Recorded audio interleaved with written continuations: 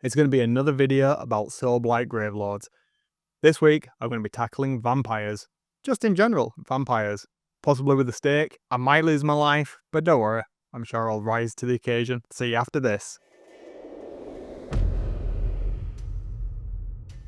Hi everybody, I'm Wayne. Thanks for joining me again. As I said, we're going to look at vampires this time, in general. The Vengorian Truebloods, I think they're called. It's a Warcry warband that came out a year or so ago. We've got some really cool sculpts in there, and I really wanted to add those to my army. I'm pretty certain I can use them still. They may be Legends units, but since I'm not playing competitively, I don't really mind too much. We've also got the Warband. Is it the Warband? The Underworld's Warband. So 4 really cool vampire sculpts. I definitely wanted to get those in, and we can always proxy those out because those are definitely in Legends now. But it doesn't matter. It's just a really cool unit to sprinkle through the army and add some flavour. Might be a little bit coppery flavour there, but and last but not least, we're going to have Talina von Karstein in there. Another really cool sculpt. It was the Warhammer Plus exclusive figure from last year, I believe, that I managed to get my hands on. So we're going to paint those all together.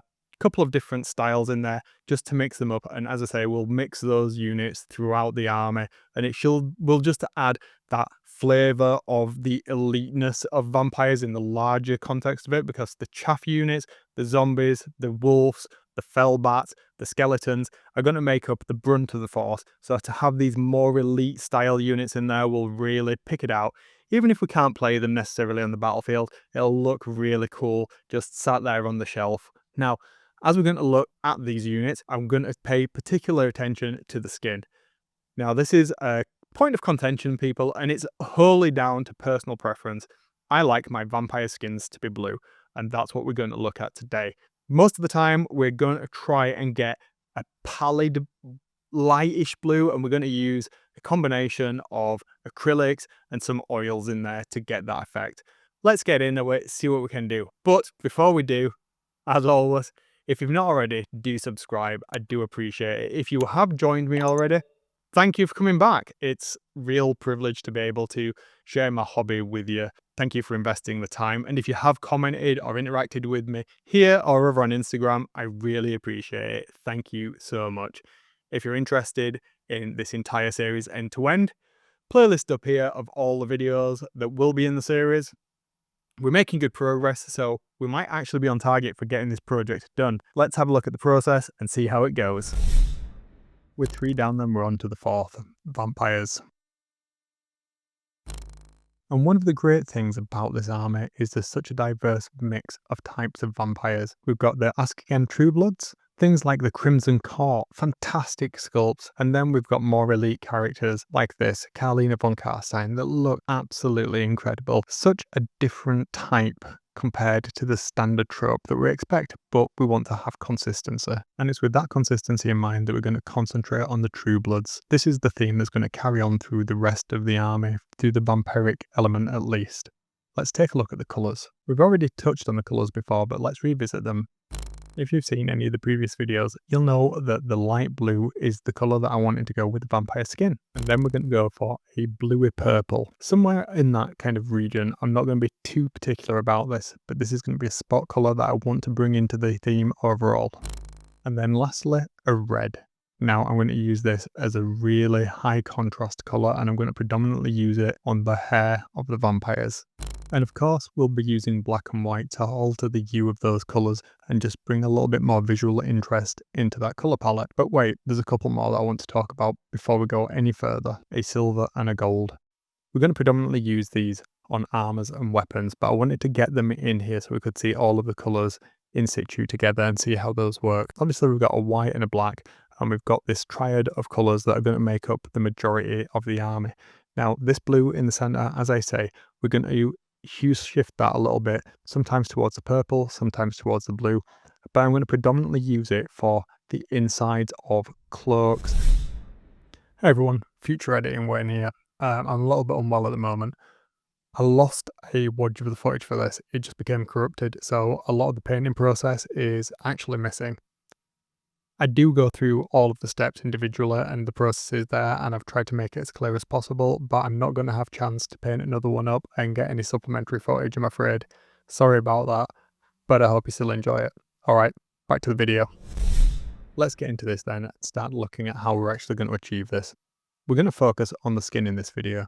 So the first thing we need to do is get some help, and Vinny the Vampire is the right man for the job in this case. We're going to start off from a standard zenithal, using either a very light grey or a white over the top of a black undercoat. As usual, we're going to pick out the face and the head using some white. I'm also going to pick out a couple of areas of interest, the head and shoulders at the very least, and I always like to pick out the hands as well, but that's entirely up to you. All I'm going to do is use a blue wash. In this case, Games Workshop's Drakenhof Nightshade, and I'm going to apply that all over the model. I'm using a brush, but you can use an airbrush if you want. And what we're going to see is a nice variance in tone from light at the top to darker at the bottom of the model. Then about what we're trying to achieve. Now, the look that I want to go for is this cool blue tone to the skin. But what I also want is to show the arms almost distended, the same with the legs and parts of the face, bringing out that animalistic, bestial side. And to do that, we're going to introduce some purples and reds into the extremities of the body and around the face, almost like it's a blood flush or the limbs are distending, especially when we see vampires turning more bestial into werewolf sort of Vargskyers or whatever they are. That's why we're going with this step. In the first instance, what we're going to do is we're going to apply some purple ink. I'm going to use Games Workshop's Druchii Violet, and we're going to apply it in a very specific way. We're going to start the stroke at around the elbow, and we're going to finish the stroke around the tips of the fingers. Why are we going to do this? Well, wherever you start the stroke, it will drag the paint away from it, and you will naturally have more of the paint or wash at the tips of the fingers where the brush lifts off. Since we want to have a fade from the blue, we move the brush in that direction. And we do the same thing with the legs, starting around the kneecap and pulling it down and finishing at the feet. Much like the previous step, we want to add an additional colour to the ends of the arms and the feet, and a little bit around the face and other areas of interest, in my case, or a little bit around the stomach. We need to do this while the previous layer is still wet to get a nice seamless transition. Of course, you could use an airbrush. In this example, we're going to use a brush, so we definitely need to utilise that wet on wet blending that we can do. I'm going to use another Games Workshop shade, in this case, Caribou Crimson. We're going to work in exactly the same way as we did in the previous step. This time though, we're going to start the wrist and finish at the fingers. And we're going to do exactly the same as we did before. Put the brush down and lift it off of the fingers, and that will hopefully give us a nice blend between the blue, the purple, and then into the red. You can always soften it out with a little bit of water, but the key to this technique is the wet on wet blending and making sure you're working fast so the previous layer should still be wet.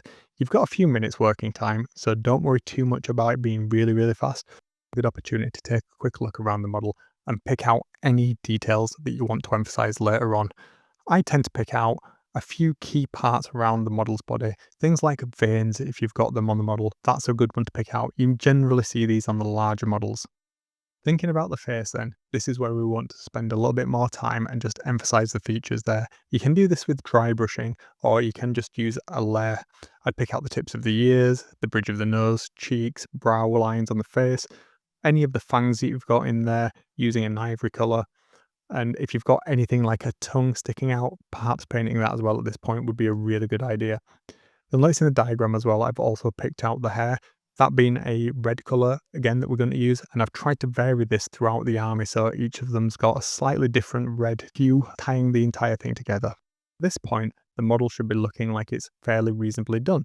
In this case, I'm going to be using a black wash, but you could use a brown wash as well if you want, but the black will work really well with the blue colours of the skin and the larger colour palette that I've chosen for the army. I'm just going to use an enamel wash, but you could use an oil wash here as well if you want. I would err on the side of it being a little bit thinner because we don't want to completely desaturate all of the colours and take everything out of it, but we want to dull it down enough that all of the colours are more unified. Wash has had a little bit of a chance to dry. We're going to selectively remove it from the areas of interest that we want to bring the entire saturated colours back to. As you'll notice, I've pulled it off of the face, the upper shoulders, the tips of the hands, knees, a little bit on the chest. here and there around the model. It's entirely up to you, and again, depends on the pose of the model. I really like this look. It unifies all of the colours, especially if you've got materials in there. If you've seen some of my previous videos on the Stormcast, I stippled those in the same way, and we'll be using that technique in future videos, so don't worry if you've not seen those yet. Once you've done this, you should be pretty much in a good position, and well, you're ready to go. Let's take a look.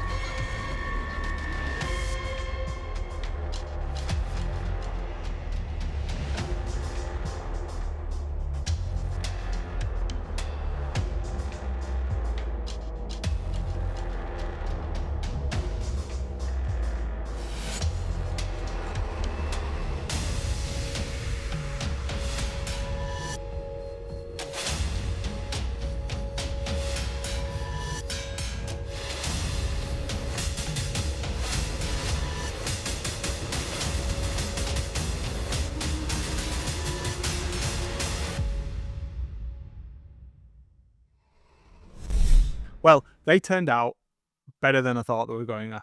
This has certainly been the toughest challenge to date in getting these Soulblight Gravelords ready for battle. They took a little bit more time than I was hoping for, just the amount of detail on them and the fact that we wanted to pay more attention to making sure they looked better being more elite units, but I think that additional time paid off. It wasn't too arduous, and these aren't going to be display quality miniatures. We're not going for that. These are gaming pieces, and certainly at the end of it, they look more than reasonable. They're certainly going to do me proud on the tabletop. Now, we've taken a decent bite out of the army. What we're going to do next?